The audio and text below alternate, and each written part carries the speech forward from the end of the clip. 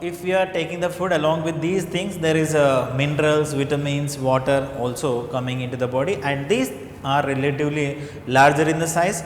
So, in order to utilize them, these have to be break down. The breaking down of the complex larger molecules into simple absorbable forms is called as digestion. So, that is a digestive system function, breaking the large complex molecules into simple and absorbable forms. So, in human being, the digestion is two types of the digestion is taking place, like one is mechanical digestion and other one chemical digestion. So, we know the mechanical digestion is with the help of the mastication in the buccal cavity. When we are chewing the food with the help of the teeth, the food is grinding into small particles, that is we call as mechanical. Chemical digestion is with the help of enzymes, what digestion is going inside the body, that is called as chemical digestion.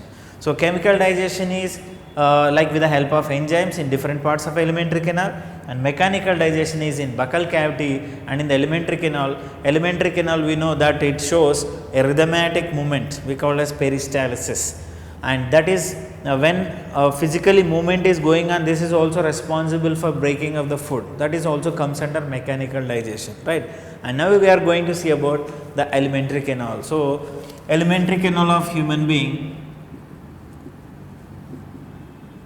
it starts with mouth and it ends with anus, mouth to anus, and alimentary canal and associated digestive glands, that we call as a digestive system. Digestive system means alimentary canal plus digestive glands, associated digestive glands. So, first we will see about the alimentary canal, and that is mouth. So, mouth is continuously opens into buccal cavity, and this is opens into pharynx, and then it opens into esophagus, and then to stomach, to small intestine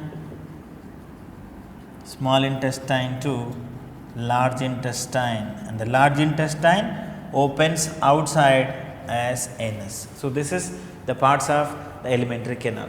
And if you see the mouth is a slit like aperture, and that is bounded by the two lips, and that is we call as labia. Labia is a lips. In between the lips there is a opening, that is called as mouth. Mouth opens into a chamber, that is called as buccal cavity. In the buccal cavity there is roof and floor. The roof of buccal cavity we call as palate,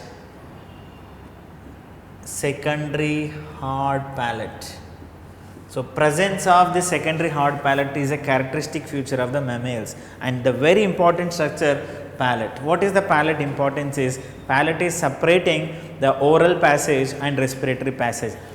This is the palate, and above the palate there is respiratory passage, below the palate the food pathway. So, palate is a structure which is separating the oral, and that is the digestive pathway and respiratory pathway separated by the palate. And the floor we can see there is like tongue, and in the buccal cavity we can find the teeth. So, this is the other important structures we can find in the buccal cavity. Like for the tongue, it is that is called as universal toothbrush, and tongue is attached to the buccal cavity with the help of a muscular structure called as frenulum. And this is one of the important visceral organ which is moving with our intention. So, that is tongue is having smooth muscles or striated muscles. Tongue is made up of striated muscles, so that we can move the tongue according to our intention. Okay. And tongue is having the projections, and these projections we call as papillae. Remember carefully, all the papillae is not having taste buds. Some papillae bears taste buds. So, that is about the tongue, and it is useful for mixing the food with enzymes, saliva, and it is pushing the food under the teeth and helping for mastication, and it is also help for deglutition, that is nothing but swallowing process. In swallowing also tongue is useful. So that's about the tongue. And when we see the teeth, and the teeth of human being is having some characteristic features, and there is in the NEET they are asking the questions especially on this area. So even we observe the previous questions, and there the characters of the mammalian teeth, that is thecodont, heterodont and diphyodont. So this is a previous question we got in the last year. Characters of the teeth. Thecodont means the teeth is fixed into the sockets of the jawbone, that is why thecodont.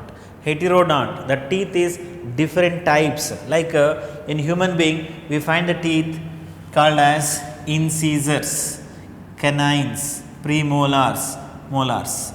Because we have different types of the teeth, it is called as heterodont. And diphyodont, we have two sets of the teeth. First set is called as milk teeth and temporary teeth, whereas the second set is called as permanent teeth.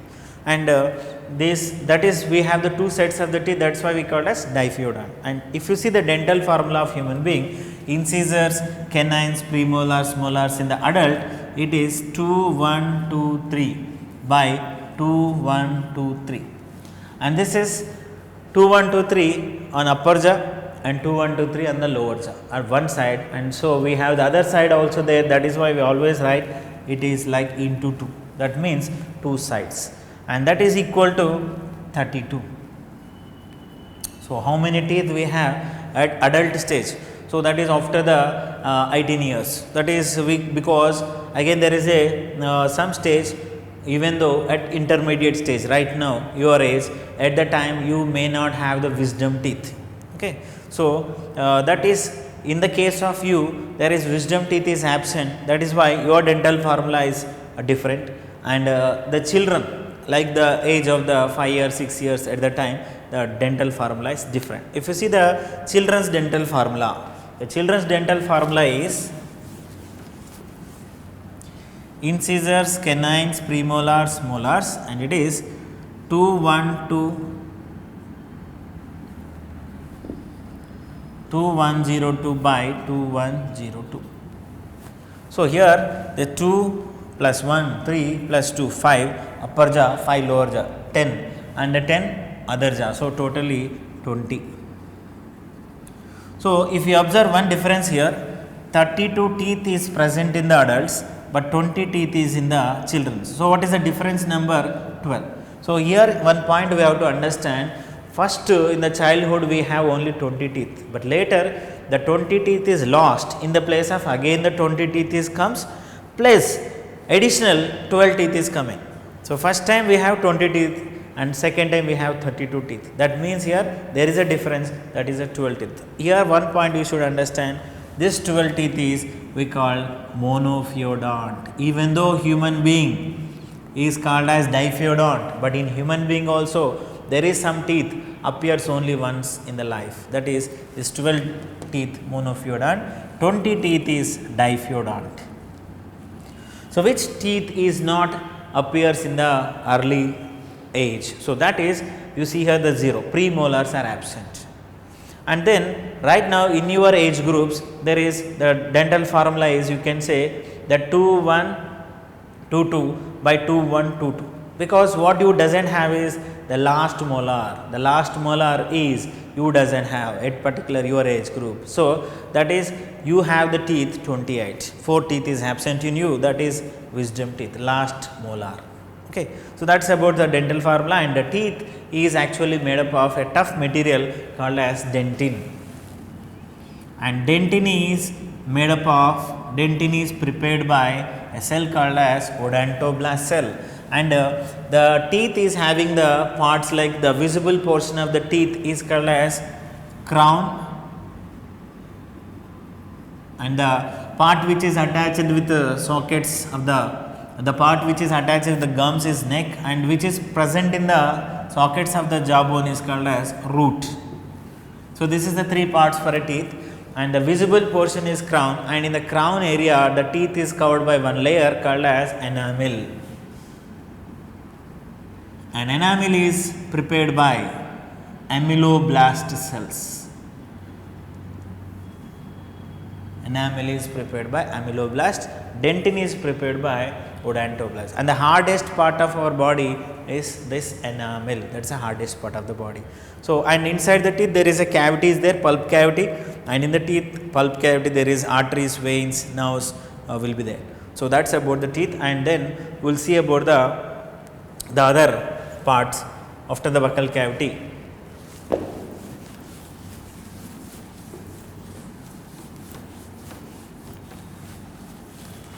So, if you see this buccal cavity, there is we can discuss one more point here, the salivary glands. Actually, salivary glands are located outside the buccal cavity, but that opens into buccal cavity with their ducts.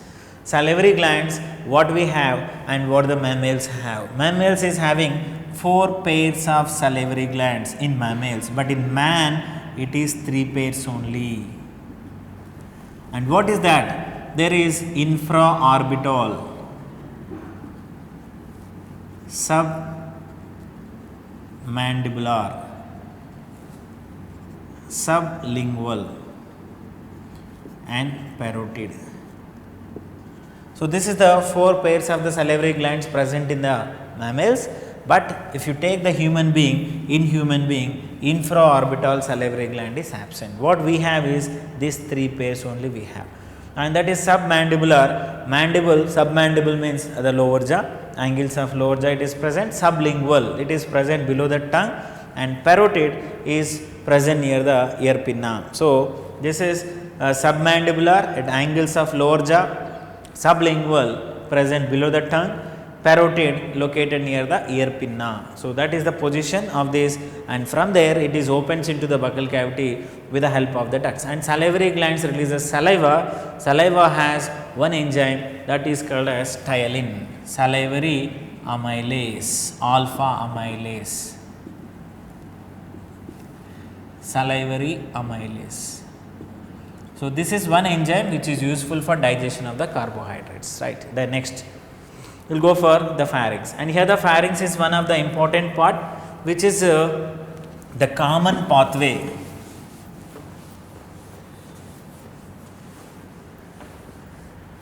pharynx is a common pathway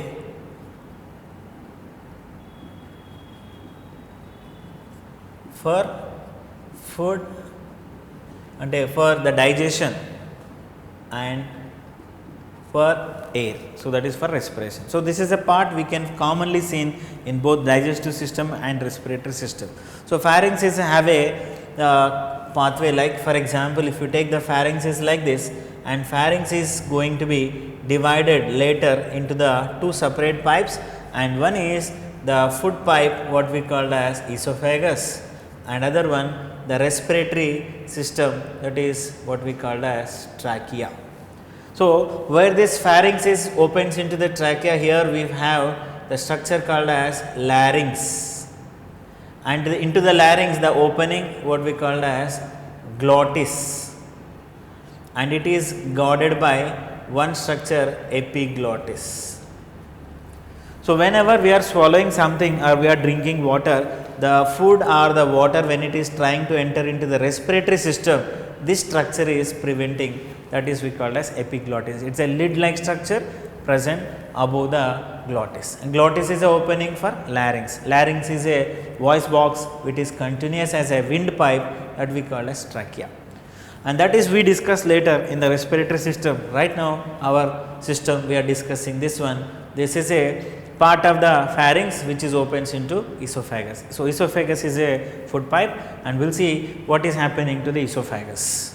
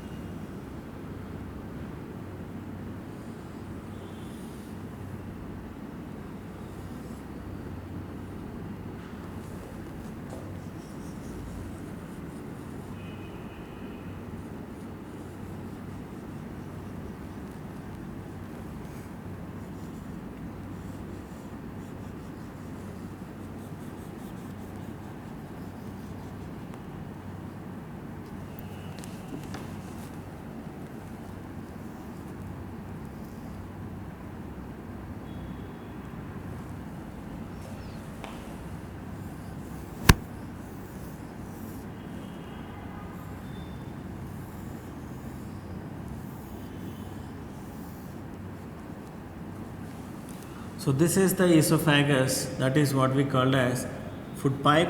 It is having one sphincter in the beginning, one sphincter at the ending. This is upper esophageal sphincter.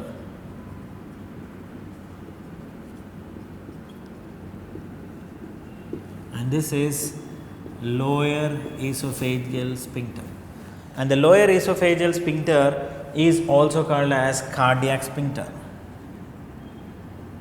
Cardiac sphincter, right? And the sphincters is always useful for prevention of the backward flow of the food. So here the food is entered from the pharynx, and from pharynx it is entered into esophagus, and from esophagus it is going into the stomach.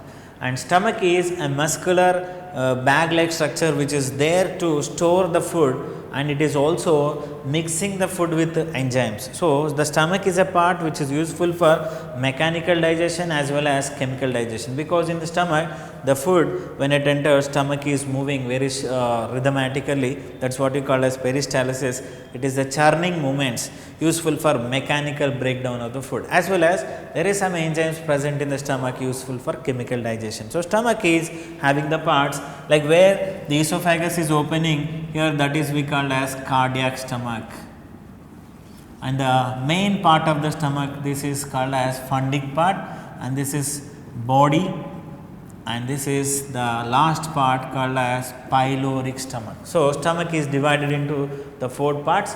The first one cardiac stomach, the next fundic, and the body of the stomach, and pyloric stomach. So pyloric stomach opens into the next part, that is what we call as small intestine. So small intestine is having the parts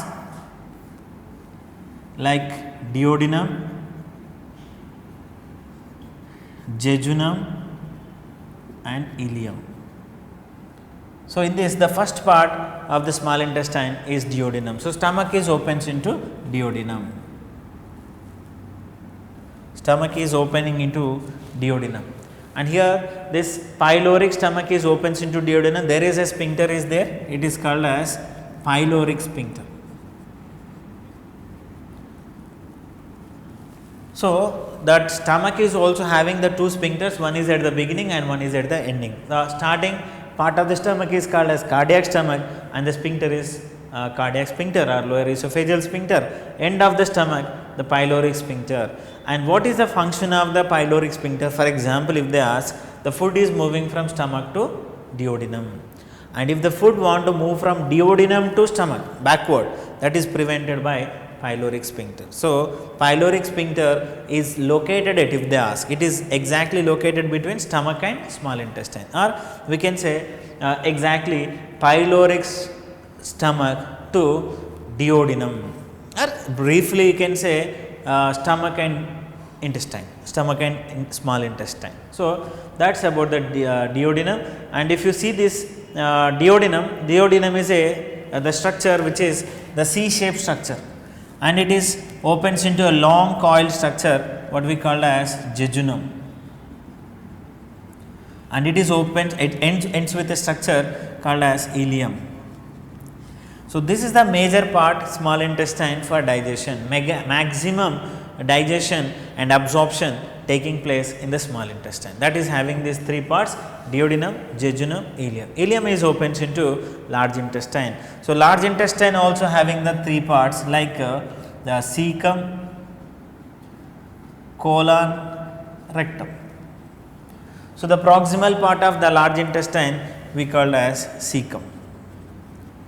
So cecum is a blind sac like structure, and cecum is useful for storing symbiotic bacteria, and this bacteria is producing vitamin K, and cecum has a blind sac like structure, that is we call as vermiform appendix.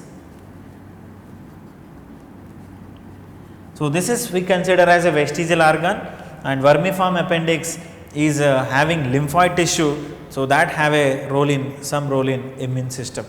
And this cecum is opens into the colon. This is the colon, and colon has a part which is going upwards and transversely traveling, going downwards, and it is traveling as a curve. So this is the part of the colon we call as ascending colon, and this is a part we call as transverse colon, and this is a part we call as descending colon, and this is somewhat S shape we call as sigmoid colon, and that is opens into colon opens into the rectum.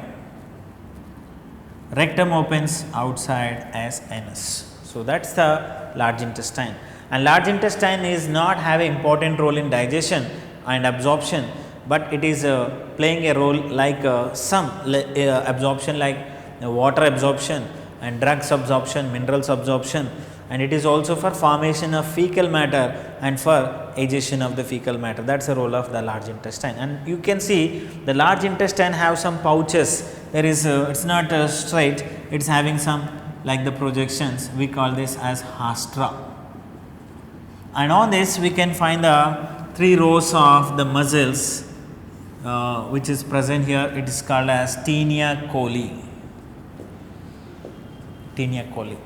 and there is we are discussing about the sphincters. This is upper esophageal sphincter, lower esophageal sphincter, and here the pyloric or cardiac sphincter, and here this is one area where ileum is joined to the colon, ileum and cecum. There is this is one valve is there called as ileocecal valve, and here one sphincter also present.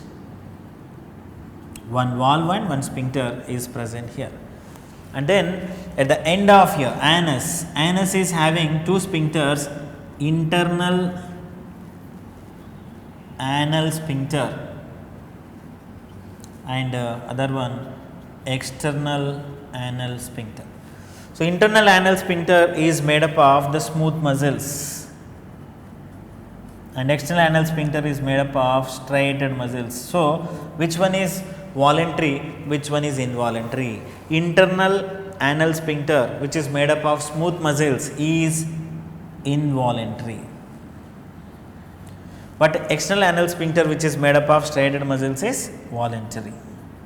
So, now we can see this the sphincters is nearly 6. You see upper esophageal sphincter and lower esophageal sphincter 2, and this pyloric sphincter or cardiac sphincters is 3, and here the 4, and internal anal sphincter, external anal sphincter. So, totally 6 sphincters is associated, and one more sphincter we are see here in the duodenum region, that is sphincter of Oddi. So, this is actually when the pancreatic duct and bile duct is opens into duodenum, there is one sphincter, that is sphincter of Oddi, right. So, this is about the anatomy, and if you observe that alimentary canal transverse section, if you are doing the transverse section of alimentary canal. So, what is the linings is there in the alimentary canal. So, it is having the layers like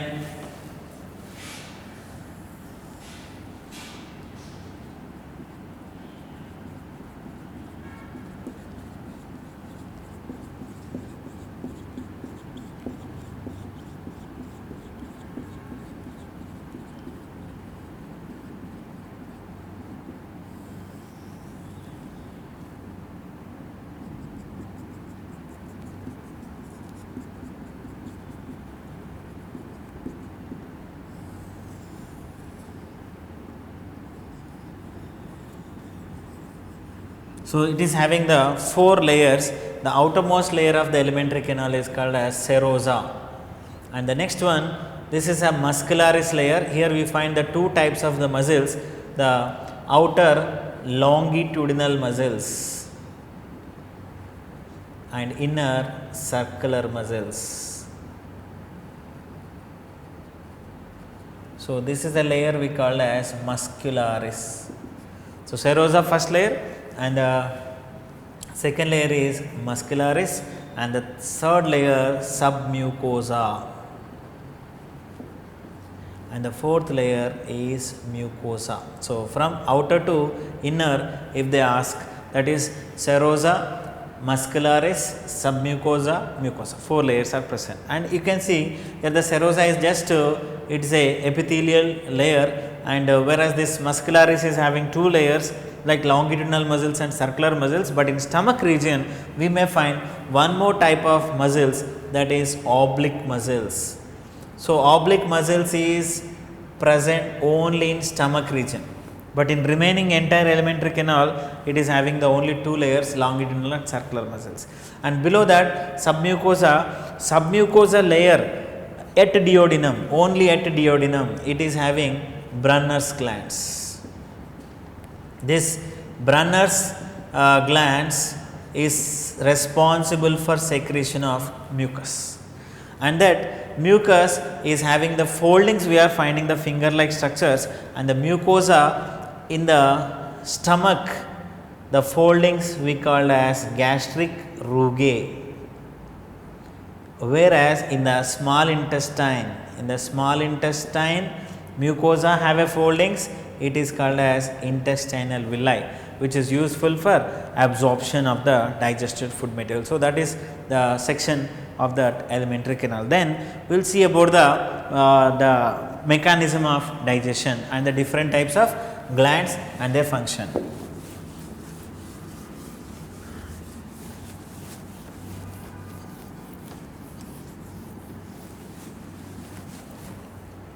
ఇదంతా cut చేస్తారు కదా ఈ erasing చేసేది.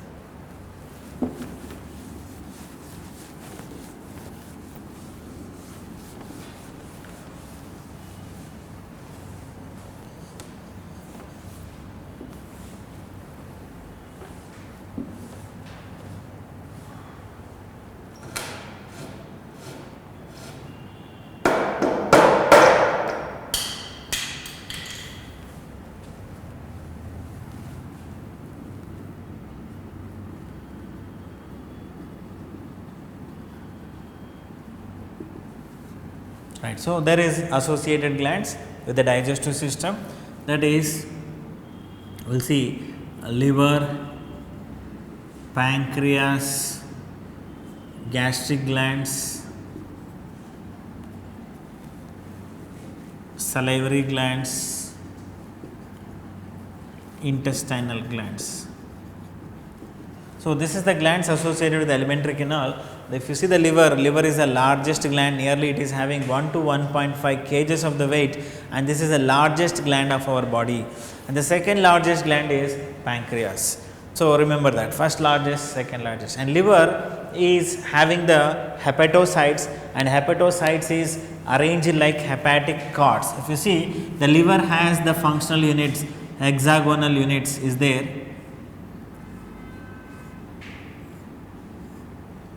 and this is we call as hepatic lobules, and hepatic lobule is a structural and functional unit of the liver, and it is having the boundaries with a connective tissue, and that is we called as Glissen's capsule.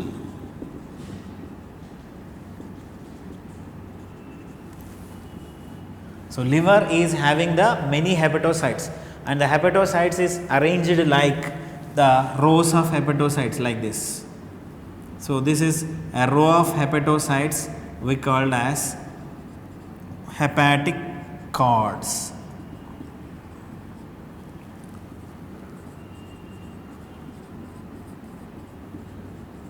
And the spaces between hepatic cord and hepatic cord is called as sinusoids, liver sinusoids. And this is one hepatic lobule. It is the structural and functional unit of the liver. It is having a boundary called as Glissen's capsule, and this is all hepatocytes, and hepatocytes is arranged like a rows. That row of hepatocytes is called as hepatic cords. That is about the liver. And these hepatocytes is produce the bile juice, and bile juice is very important for digestion. Remember, bile juice is important for digestion, but it is not having any enzymes. Even though it is not having any enzymes, it is important for digestion. But how? So, bile juice is having the components like bile pigments and bile salts. So, bile pigments is bilirubin and biliverdin. So, some says bilirubin, and this is actually the pigments coming into the bile juice when destruction of RBC is taking place, when hemoglobin is destructed, that they forms the pigments like this. And bile salts is actually the sodium and these salts is there like glycolate and tarcolate.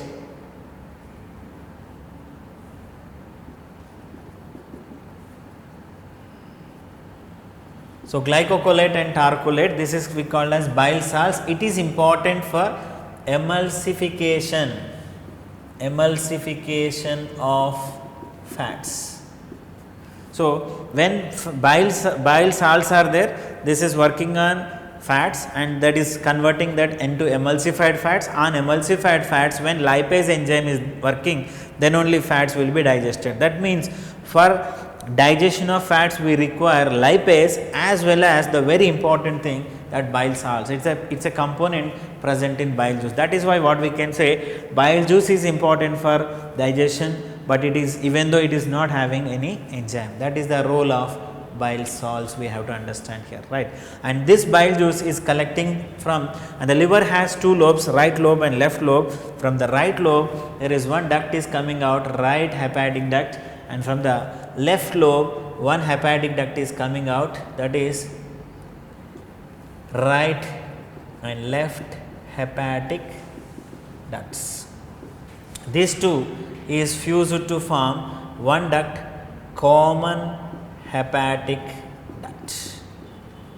And in the liver we find a small sac like structure, and this is we called as gallbladder. So, gallbladder is there for storage of the bile juice, and it is important for concentrating the bile juice, that is important for digestion of the fats. So, this a duct it is having, that is a duct coming from gallbladder is called as cystic duct, and this is a duct which is coming from up, that is called as common hepatic duct, and this is cystic duct. When both are fused and we find a duct is formed here, that is called as common bile duct, CBD, common bile duct. And the common bile duct is going to be fused with a duct coming from pancreas. So, this is a duct coming from pancreas, and that is a duct coming from pancreas is called as pancreatic duct. So, now the common bile duct and pancreatic duct is fused, and this is going to form a duct called as hepatopancreatic duct. So, it is opens into the C-shaped part of the small intestine, yes we discussed, that is duodenum. So, the hepatopancreatic duct is opens into duodenum, and that is guarded by one sphincter, that is sphincter of Oddi. Right. So, that is about the liver and its role, and then we will see about pancreas. Pancreas is, just we discussed, it is the second largest gland, liver first largest. So, largest, what we can say, liver is largest, right, and this is second largest, and it is also known as mixed gland, and it is also called as dual gland. So, because it is one of the very typical gland, it is works like both exocrine gland and endocrine gland, and pancreas endocrine portion we call this as islets of Langerhans. So, we will see later in this regarding this in the endocrine system, and exocrine portion of pancreas, that is which releases enzymes, is pancreatic acini. So, endocrine portion, that is islets of Langerhans, which is responsible for hormones, right. So, what are the enzymes coming from pancreatic juice? So, pancreas is one of the important gland which is producing the different enzymes, and the enzymes coming from pancreas is, so we have to list it separately, pancreatic enzymes,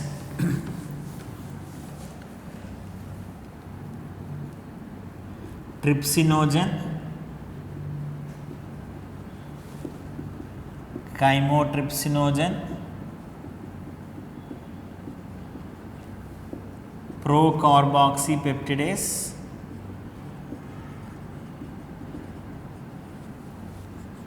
pancreatic amylase, lipase. So you see pancreatic amylase, this amylase enzyme is also coming from the salivary glands, that is we call as salivary amylase or ptyalin alpha amylase, and the same amylase enzyme which is also coming from pancreas, that is why we are separately writing pancreatic amylase. And lipase, lipase is also there in the buccal cavity, that is we call as lingual lipase.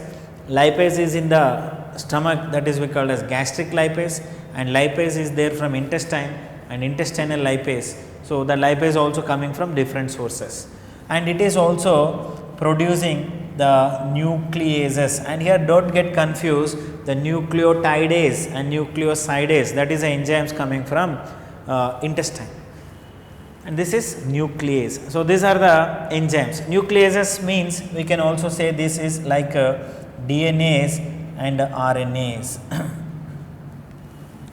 So these are the enzymes of pancreas. So that's the role of pancreas. And then we see that after that gastric glands, after pancreas, gastric glands. So what is the role of gastric glands?